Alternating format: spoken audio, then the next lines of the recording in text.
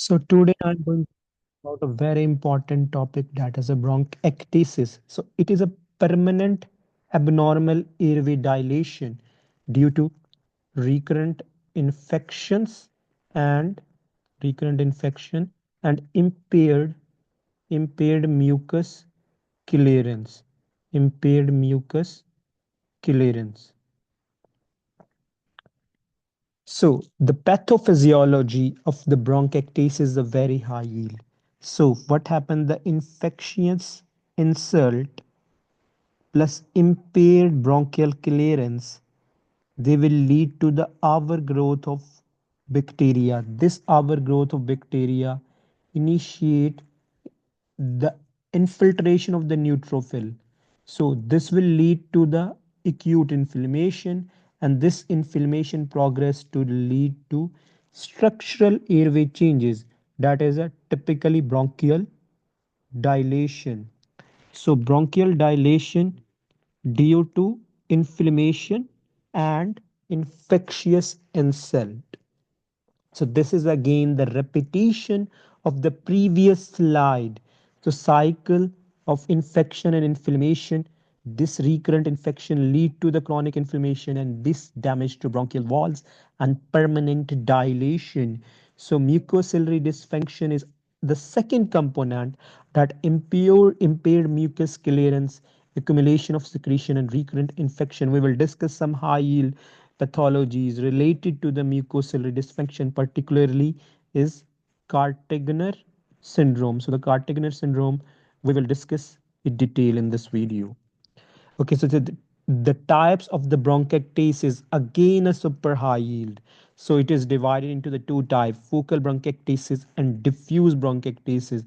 So diffuse is typically due to the systemic disease like cystic fibrosis, while the focal bronchiectasis is due to the upstream airway obstruction due to the neoplasm or foreign body. So bronchoscopy is required for diagnosis purpose as well as for therapeutic intervention. So the etiology again is a very important. So airway obstruction by cancer and foreign body. Cancer and foreign body. While mucostasis due to the cystic fibrosis,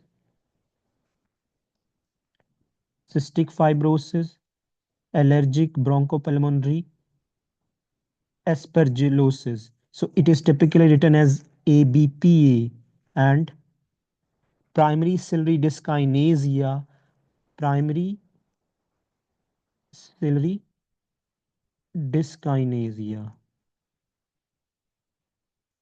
Okay, so next is infection. Infection, the most important one is the tuberculosis.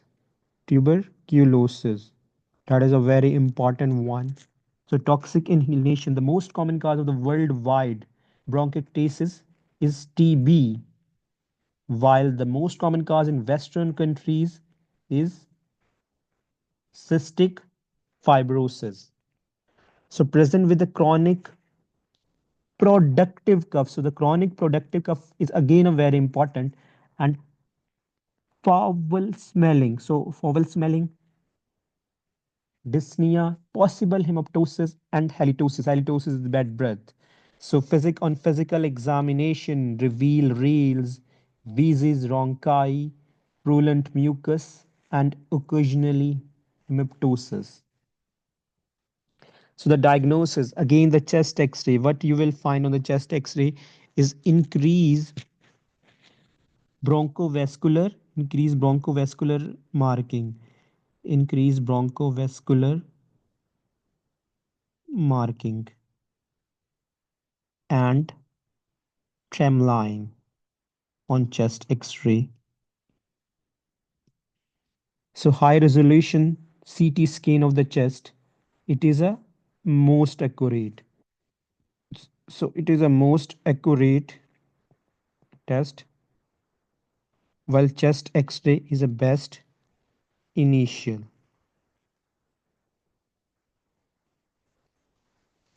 Okay, so what will you find on the CT scan?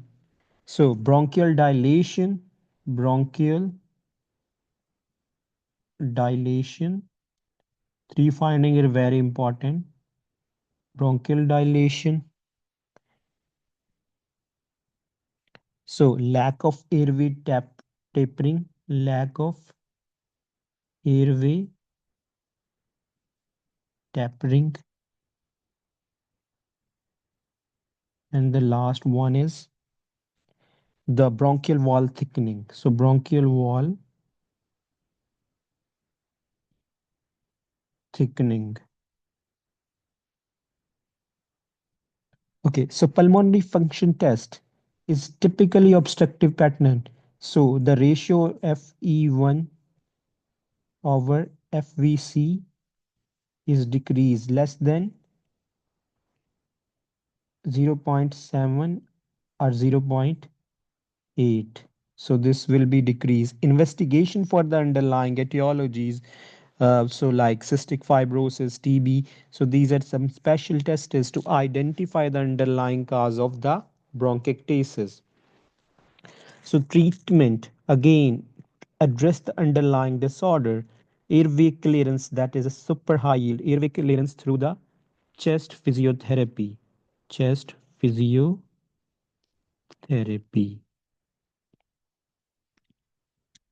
mucolytics, antibiotic to suppress the bacterial overgrowth and treat exacerbation. So similarity with COPD. So that is again a very important obstructive pulmonary function test. Frequent exacerbation and distinction is is a bronchial dilation in case of bronchial bronchiectasis, bronchial dilation in bronchiectasis. So Cartagena syndrome, so triad is a super high yield.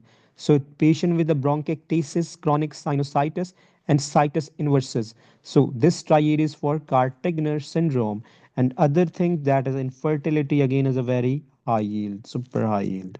So allergic bronchopulmonary aspergillosis, that is a typically known as ABPA. So it is a hypersensitivity to the aspergillosis fungus occur in the asthma and cystic fibrosis patient. So present is a difficult to treat as asthma.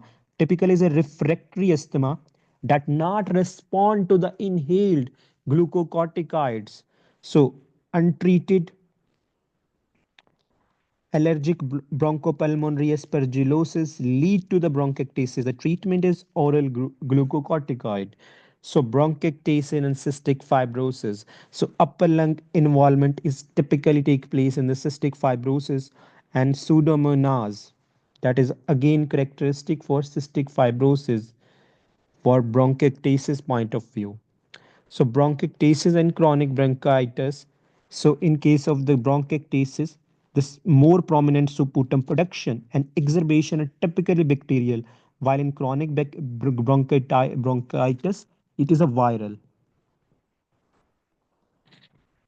So this concludes our session of bronchiectasis.